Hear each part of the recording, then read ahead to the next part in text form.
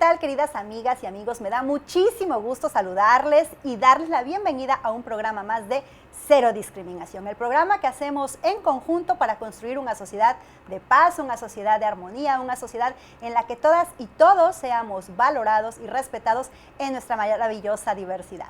Hoy tengo un invitadazo de lujo, ahorita se los voy a presentar, pero antes quiero agradecerle al doctor Carlos García Méndez, rector de esta casa de estudios de la Universidad de Jalapa, por supuesto, por todo el apoyo, por toda la disposición y por todas las facilidades que nos da para realizar este programa. Quiero agradecerles también a cada uno de ustedes, a cada una de ustedes, que se toman el tiempo para acompañarnos y comentar. Muchas gracias, sus comentarios nos alimentan y nos apoyan a seguir creciendo. Recuerden que este es su programa, nuestro programa.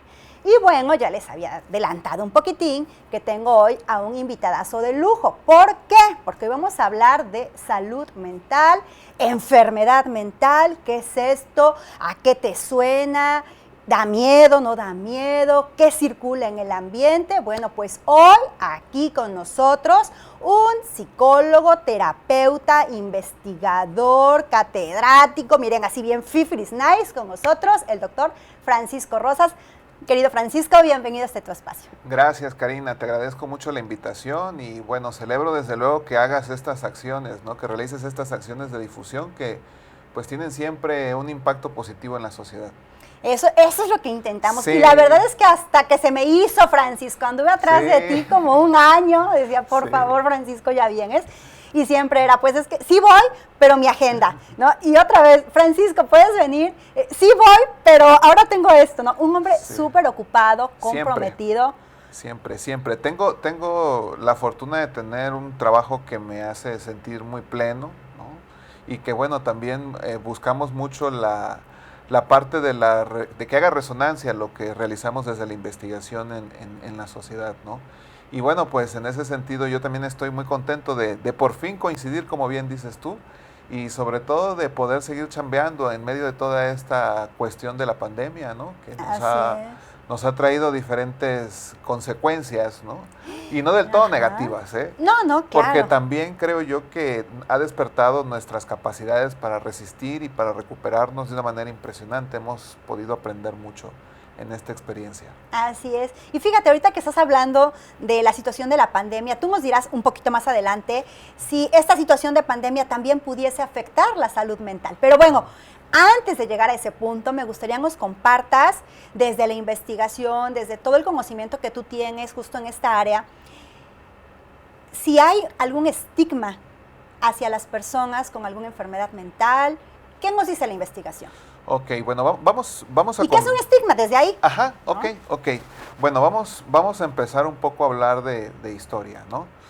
Primero, mencionando que la enfermedad mental es una condición en la que está alterado. Nosotros en psicología básicamente lo que estudiamos es el pensamiento, la emoción y la conducta.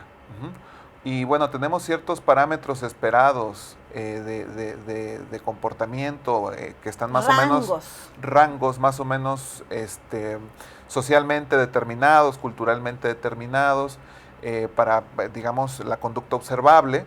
Tenemos también ciertos rangos de emocionalidad que nos permiten adaptarnos al medio y tenemos también ciertos rangos esperados de formas de reaccionar cognitivamente desde el pensamiento. Cuando alguna de estas tres esferas, digamos, sale de lo esperado o de lo que podría considerarse adaptable, ¿no? Estamos hablando de que puede haber un trastorno o enfermedad mental.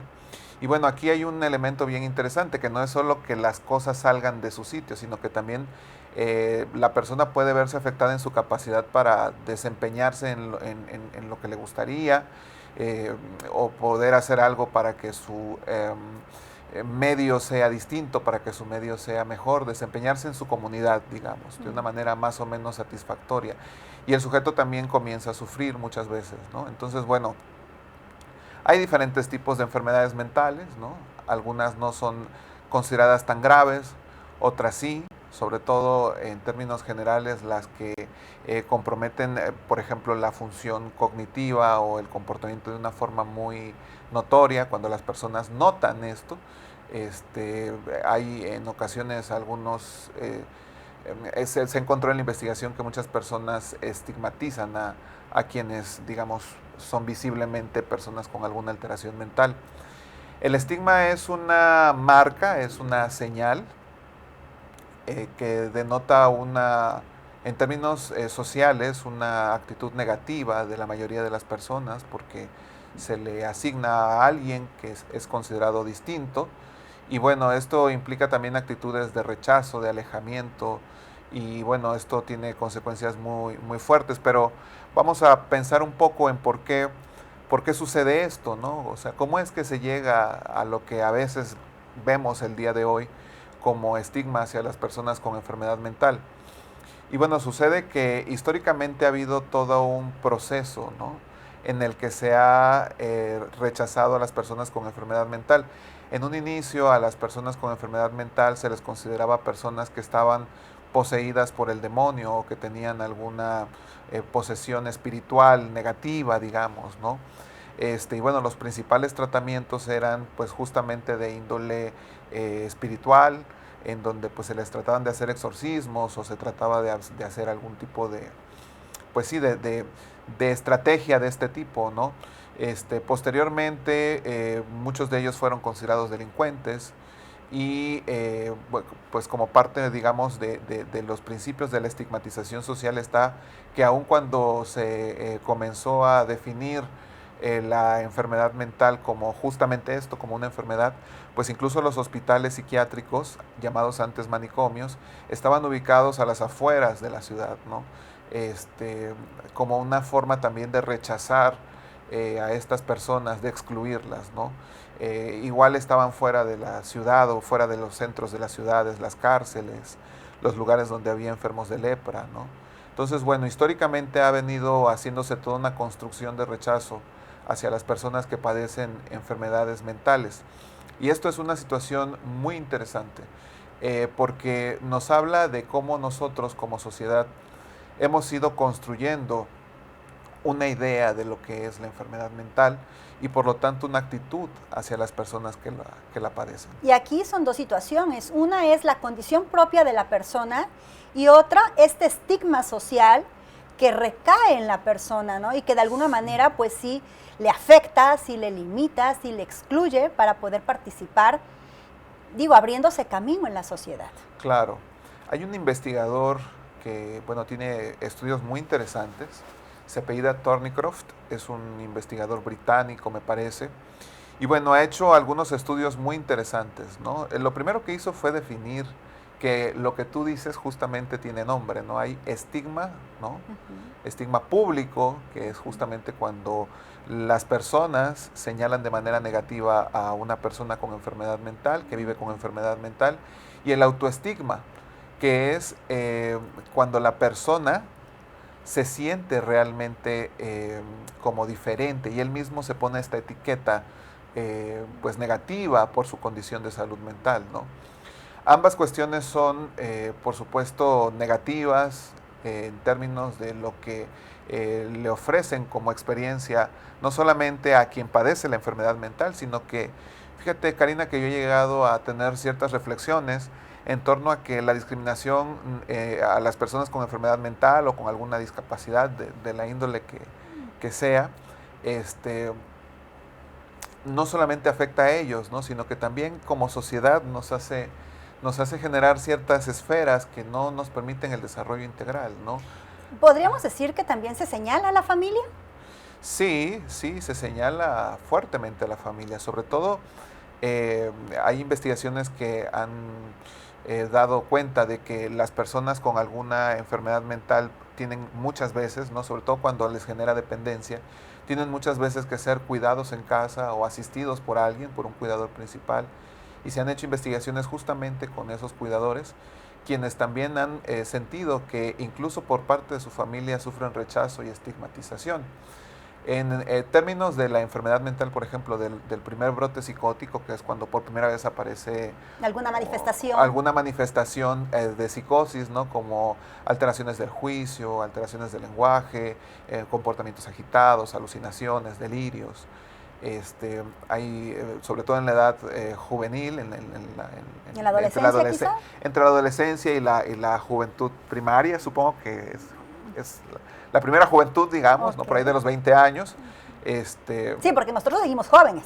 Sí. O sea, yo súper Nosotros joven. seguimos jóvenes, sí. Y también como que en la primera hay un poquito, ¿no? Sí, Sí. ya le estamos, yo creo que el COVID nos ha hecho rejuvenecer también. Ok, pero porque bueno, me decías de la te primera decía yo manifestación. que estas primeras manifestaciones, pues obviamente son muy alarmantes para las familias, ¿no? Oye, ¿y se podría confundir, por ejemplo, en familia, que no se tiene el conocimiento sobre el tema, que no se saben sobre estos parámetros? Podría decir, bueno, es que como es adolescente, por eso hizo tal comportamiento, por eso aventó, por eso piensa que lo vienen persiguiendo, por eso... O no se confunde fácilmente, se diagnostica fácilmente. ¿Cómo ocurre esto? Ajá, fíjate que es justamente para allá voy, qué bueno que lo mencionas. Muchos chavos empiezan a tener estos comportamientos muchas veces asociados a la droga, ¿no? Y fíjate algo bien interesante aquí, que en términos generales podríamos decir que los padres antes de asistir a un médico, bueno, por supuesto, al ver este brote psicótico todo el mundo se alarma, todo el mundo comienza a tener una conducta de pedir ayuda, ¿no? Pero antes de ir al médico comienzan a ir con otros especialistas, ¿no? Como por ejemplo los brujos, como por ejemplo los curanderos, como por ejemplo incluso hay gente que piensa que esto puede resolverse con un exorcismo o con la asesoría moral de alguna persona que ellos consideran algún guía moral, espiritual. pero definitivamente hemos visto que, o sea, la evidencia científica habla de que muchas de estas cuestiones pues solamente pueden ser tratadas con antipsicóticos y en un contexto incluso hospitalario, ¿no? Algo bien importante aquí es que cuando surgen estas cuestiones, ¿no? Sí, justamente mucha gente lo confunde con un comportamiento, digamos, más o menos... típico de la adolescencia. Típico de la adolescencia, donde la persona podría tener como arranques de ira, ¿no? O derivado de consumir alguna sustancia. O derivado de consumir alguna sustancia, ¿no? Entonces, bueno, la recomendación siempre es que cuando vean este tipo de cuestiones, pues se asesoren con una persona que sepa de salud mental, ¿no? Fíjate algo bien interesante. Es importante asesorarse, es muy importante asesorarse, porque una de las cosas que sucede cuando surgen estas cuestiones del primer brote psicótico, por ejemplo, es que sí, al principio puede unir a la familia, ¿no? Suceden ocasionalmente, ¿no? O sea, que todos se unen para ver de qué manera ayudan a la persona a salir de esta crisis. Y bueno, pues todo el mundo opina, ¿no? Y muchas veces el cuidador principal, el padre, la madre, ¿no? O los cuidadores principales, pues entran en un estado de confusión bien interesante, ¿no? Y muy, muy desgastante y muy desagradable, en el que pues ya no saben ni qué hacer porque tienen la influencia de tantas opiniones. Entonces, bueno, lo que sí podemos decir es que, bueno, confiemos en la ciencia y que justamente tratemos de buscar ayuda profesional en ese sentido. Y otra cuestión también es que al principio, como te decía, muchas personas se unen para ayudar al sujeto que está enfermo, ¿no? O que comienza a tener estas manifestaciones. Más que estar enfermo, comienza a tener estas manifestaciones. Pero se ha visto que si este problema se vuelve crónico, pues hay abandono. Claro. ¿No? Al principio sí, porque no estamos hablando de una gripa que te tomas una pastilla y a los 15 días, cuando mucho, ya no tienes nada. Exactamente, es parte del estigma social, ¿no? Es parte de esta falta de conocimiento de la familia, en la que poco a poco comienzan a alejarse porque no saben qué hacer, porque no saben cómo tratar a un enfermo, por ejemplo, a una persona que vive con esquizofrenia. O que pudiera ser desgastante, ¿no? Quizá también para la familia. También pudiera ser desgastante y bueno, afortunadamente, y bueno, es parte de la línea de investigación que desarrolla, afortunadamente cada vez hay más tecnologías terapéuticas que ayudan a las personas a disminuir el estigma hacia personas que tienen alguna enfermedad mental, que viven con alguna enfermedad mental, y también para ayudarles psicológicamente, digamos, a enfrentar la tarea de cuidar y de acompañar a una persona en casa con alguna enfermedad mental.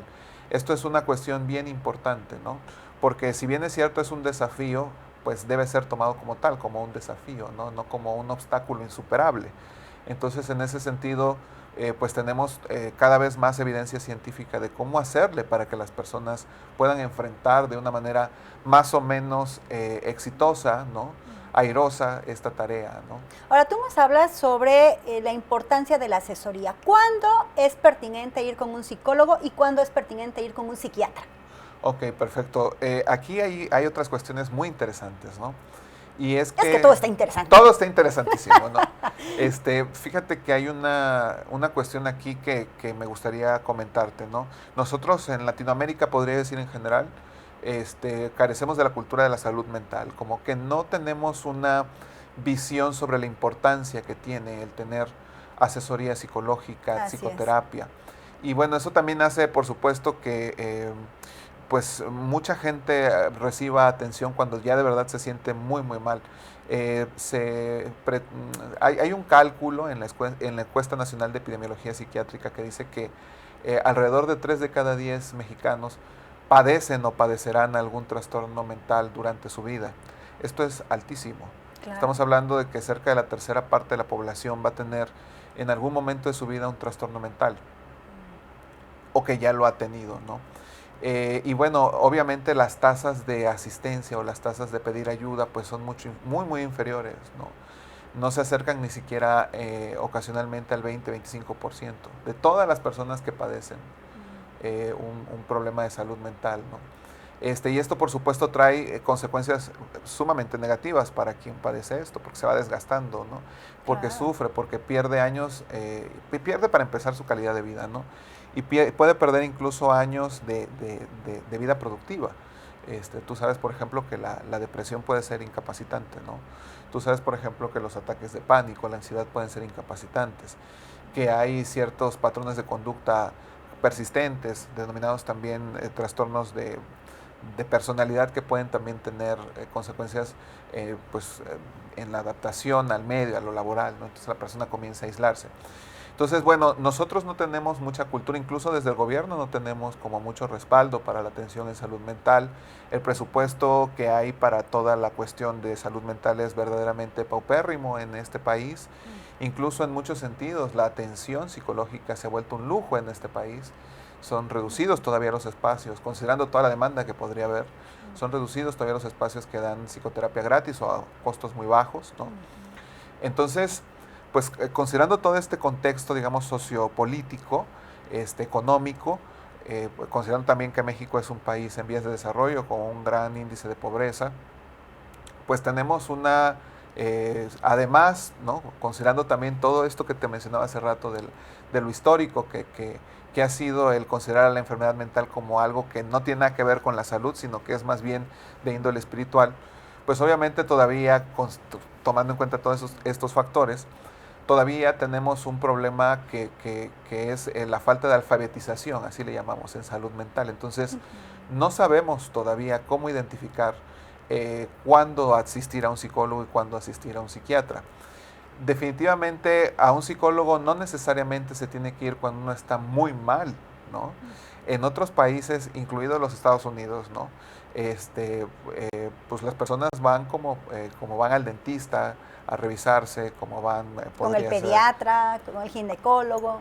Digamos, por cuestiones preventivas, ¿no? Y porque la psicoterapia es un espacio, la psicoterapia y la asesoría psicológica brindan espacios en los que las personas pueden hablar y ser ellos, ¿no? Y pueden conversar con alguien que, bueno, en primera instancia su función es validar sus emociones y ayudarles a encontrar a lo mejor dentro de sí mismos y a través a lo mejor de algunas técnicas de intervención, pues mejores soluciones a sus problemas. Y bueno, esto, pues, si estamos hablando de que estamos brindando espacios, los psicoterapeutas y los asesores psicológicos, para brindar soluciones o para ayudar a la persona a encontrar soluciones mucho más airosas a sus problemas, mucho más funcionales, mucho más satisfactorias, o en un contexto mucho más saludable para él mismo y que le haga sentir cómodo, pues imagínate cuántas, o sea, pues todos tenemos problemas, ¿no? Entonces Claro. no sería nada descabellado pues asistir a un psicoterapeuta en este sentido, ¿no? Ahora, ¿cuándo se va a un psiquiatra? Que esa es una pregunta muy interesante. Se va a un psiquiatra cuando ya puede haber dos cuestiones, ¿no? Cuando te lo recomiendan, ¿no? Un médico o un psicoterapeuta te lo recomienda, porque ya ellos notan que hay cuestiones que tú a lo mejor no puedes manejar por ti mismo con facilidad y que por lo tanto requieres algún medicamento. Y también puede ser por decisión propia. Yo conozco personas que han, por ejemplo, con cuestiones de insomnio, ¿no? Que han dicho, bueno, es que de verdad yo ya no puedo pues regular mi sueño, ¿no? O sea, ya hice todo lo que tiene que ver con la higiene de sueño, ya apague la televisión. Me tomé mi tecito, escuché la música, me Tomé, relajé, me dieron masaje. Tomé agua mucho antes de dormirme, etcétera, ¿no? Y a pesar de eso, no logran dormir. Entonces hay gente que cada vez está más consciente de la importancia que tiene ir con un especialista en salud. Y lo que genera esto, fíjate, tan solo hablar del sueño, ¿no? La calidad de sueño. Cuando tú no pasas buena noche, al otro día cómo te sientes. Y si esto es persistente, disminuye tu calidad de vida. O sea, pasan un chorronal de cosas a partir de no dormir bien. Claro, claro. La cuestión del sueño es muy importante porque por supuesto que no solamente te pones de mal humor y tienes como digamos un mal día, ¿no? Es como un predictor de que vamos a tener un mal día, sino que también tu desempeño cognitivo baja, ¿no? O sea, por ejemplo, se han hecho estudios en médicos que, por ejemplo, tratan personas toda la noche y al otro día se quedan, ¿no? Los residentes, pues obviamente al final de la jornada pues tienen muchos problemas de concentración y por ejemplo en la medicina pues es muy importante estar concentrado, ¿no? Claro. Por ejemplo, personas que se dedican a la función a poner en funcionamiento maquinaria pesada, ¿no? También imagínate un taxista, un chofer de camión, ¿no? Lo importante que es que esté pues bien concentrado y que tenga una buena higiene de sueño. Además que bueno, el tener un buen sueño nos ayuda también pues a regular algunas cuestiones hormonales, ¿no? Que tienen que ver no solamente con el sueño de las siguientes noches, ¿no? Y con la regulación de ese ritmo, sino también con cuestiones que tienen que ver con la regulación del estrés, el peso, la digestión, el apetito, ¿no? Entonces, bueno, sí es muy importante y eso es algo que también muy poco se aborda, ¿no?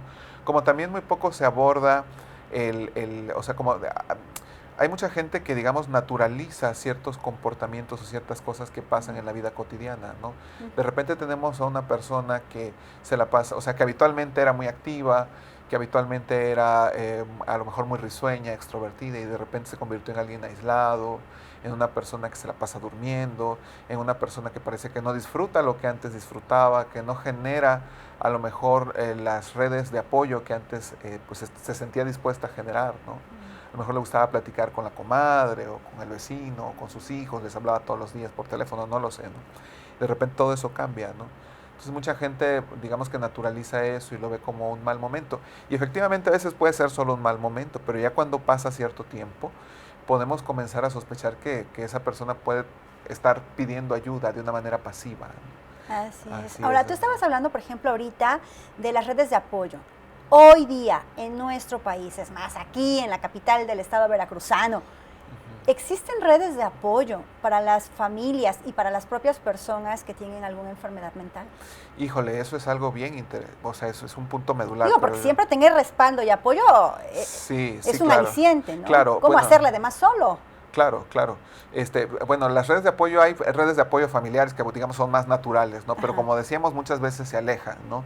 Y si estamos hablando a lo mejor de grupos de apoyo especializados para personas que viven pues la experiencia de tener en casa a un paciente psiquiátrico, incluso para los mismos pacientes, pues me parece que todavía está en desarrollo. Seguramente habrá algunas asociaciones y existen algunas asociaciones a nivel nacional como ProSalud Mental, por ejemplo, que se encarga justamente de dar este tipo de contención, ¿no? Pero yo creo que aquí en el estado de Veracruz es una cuestión bien importante que tenemos todavía que fomentar, ¿no? La elaboración de grupos de apoyo para padres y madres de niños con alguna discapacidad intelectual, por ejemplo, o con algún trastorno mental, con alguna enfermedad mental. Justamente yo me dedico a generar, bajo una perspectiva psicológica, estrategias de apoyo grupal para estos cuidadores. Hemos realizado investigación, por ejemplo, con cuidadores de pacientes psiquiátricos muy graves, ¿no? Y crónicos, por ejemplo, con esquizofrenia y con algún deterioro cognitivo. Esto lo trabajé en el Hospital Psiquiátrico Fray Bernardino. También trabajamos que está en la Ciudad de México, ¿no? Y que tiene, por supuesto, una infraestructura mucho mayor a con la que podemos contar aquí en el estado. También he trabajado estos grupos con pacientes, con cuidadores de pacientes con un primer brote psicótico, que hace un momento te hablaba de eso. Y también, bueno, actualmente estamos haciendo una investigación para ver de qué manera podemos ayudar mejor a padres y madres que cuidan en casa durante la pandemia a un niño que está diagnosticado con algún problema del espectro autista, ¿no? Entonces, bueno, justamente ha sido lo que a mí me interesa porque he visto que no hay suficientes redes de apoyo, que es una cuestión que hay que construir todavía, que también las redes de apoyo y la sola conversación grupal sirve muchísimo, ¿no? Yo creo que de repente el tener a otra persona junto a ti que también está pasando por lo mismo que tú, pues aliviana, ¿no?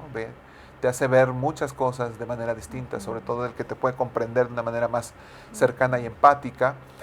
Pero creo también que esta cuestión debe ser acompañada de psicoterapia basada en la evidencia. ¿Qué es la psicoterapia basada en la evidencia? Pues psicoterapia que ha mostrado que sí sirve, ¿no? Y nosotros estamos investigando para quién sirve, cómo, cuándo y dónde y en qué contexto, ¿no?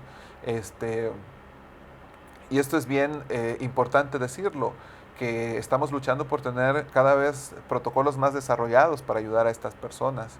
Pero bueno, necesitamos mucho apoyo todavía, ¿no? Claro, y además yo siento que también es como de ambas partes, también de la familia el saber pedir ayuda, claro, ¿no? Porque de repente también está la idea de que, bueno, mamá superpoderosa, ¿no? Y yo le digo, soy mamá, ¿no? Soy mamá, ¿no? Y mamá es la que resuelve todo, de repente también hay memes y el Día de las Madres también dicen, es que la mamá es la psicóloga, la terapeuta, la que hace la comida, Entonces mamá es súper poderosa, pero mamá súper poderosa también requiere apoyo. Claro. Y entonces también reconocerlo y decir, sí, soy una mamá que amo a mi familia, ¿no? Y que trato de salir adelante, pero también requiero apoyo, también me siento cansada, agotada, estresada, no sé, diversidad claro, de situaciones que se pueden vivir de manera cotidiana cuando tienes en familia a una persona con estas condiciones, ¿no? que tiende a ser demandante. Claro, fíjate que hay varias situaciones aquí en lo que mencionas y me vienen a la mente varias cosas. Lo primero es que, bueno, digamos, también hay toda una construcción social de lo que se espera de las mujeres, ¿no? Sí. Y eso puede ser muy demandante, ¿no? Sí. Y puede poner en riesgo su salud mental y física. Sí, Entonces, sí. bueno, yo creo que también tenemos que irnos educando en ese sentido, ¿no? En tratar de ser un poco críticos con lo que la sociedad nos demanda, pero también tratar de ser analíticos con lo que nosotros como hombres o como mujeres podemos dar y hasta dónde, sin descuidar nuestra salud. Definitivamente un cuidador, ¿no? Termina siendo muy pronto un paciente, ¿no? Se ha visto, por ejemplo, que personas que cuidan a pacientes con Alzheimer tienen mucho más riesgo, por ejemplo, de infartarse, de desarrollar diabetes, de desarrollar incluso algunos tipos de trastorno mental también, ¿no? Entonces, bueno, definitivamente no es algo que nos estemos inventando, la ciencia ha sido muy contundente en ese sentido. Y bueno, decirle a la gente que nos está escuchando el día de hoy, que nos está viendo el día de hoy, que hacerse el superhéroe solamente sirve para una satisfacción pasajera, ¿no? Pero que en el fondo, cuando se trata ya de, digamos, construir realidades físicas, pues esto trae muchos riesgos. Porque, bueno, sí me siento súper, pues Superman, ¿no? O Supermamá, pero después de cierto momento voy a comenzar a tener problemas físicos que, lo peor de todo, me van a impedir seguir atendiendo y amando. Bueno, no amando, pero sí atendiendo o funcionando de una manera más o menos adaptativa o en pro del bienestar. Funcional, armónica. Exactamente, es decir, hay que tomar en cuenta todas estas cuestiones porque sí podemos llegar a tener pues un desgaste muy importante en nuestra salud y también eso hay que verlo, ¿no? También otra cuestión muy importante, me parece que ya para ir como aterrizando esta cuestión, es que tenemos que hacer cada vez más fuerte la cultura de cuidar al cuidador, cuidar a quien nos cuida. Y esto incluye no solamente cuidar a los médicos, porque están también muy desgastados, sino también cuidar a las personas que cuidan en casa, a personas que tienen algún padecimiento crónico degenerativo, enfermedades mentales y demás, ¿no? Me encanta tu conclusión, me encanta porque además amplía el panorama de ver más allá, ¿no? Ver a la persona que está viviendo la situación, a su contexto inmediato que está también viviendo la situación, ¿no? Y de qué manera nosotros podemos también, pues, apoyar, ¿no? Desde dejar de etiquetar, dejar de señalar, informarnos y, por supuesto, compartir este video, compartir este video porque seguramente traerá información importante para personas que quizá en este momento lo estén requiriendo. Entonces, de verdad que les invitamos a que nos sigan, a que compartan, a que hagamos comunidad. Este espacio es para crecer todas y todos. Agradezco infinitamente a nuestro invitadazo de este día por habernos acompañado, a ustedes que nos siguen en casita, en sus oficinas, en sus coches, desde sus dispositivos móviles, porque seguramente están estacionados, ¿verdad? No van conduciendo, están estacionados. Les agradezco muchísimo, muchísimo que nos hayan acompañado y de verdad, hagamos comunidad. Que tengan excelente semana y los espero la próxima.